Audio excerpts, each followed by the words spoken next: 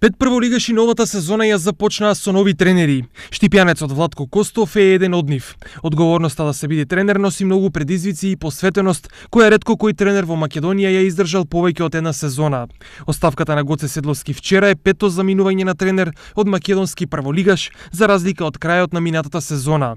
Виктор Треневски од Работнички и Игор Стојанов од Академија Пандев се единствените тренери кои понатаму се на работните места, а ја минаа цела претходна сезона на клупите на Работнички и Академија Пандев. Во текот на сезоната нови тренери добија Силекс, Шкупи и Победа, кои во новата ќе ги задржат за своји стратези. Нови тренери во новата сезона пак донесоа Пелистер, кој годинава ќе го предводи Срđan Захариевски.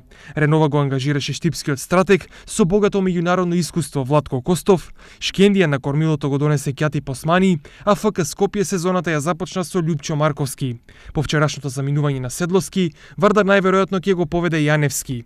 Слична е состојбата и во вторите лиги, каде повеќе од половина од екипите ги сменија тренерите со кои ја завршија претходната сезона.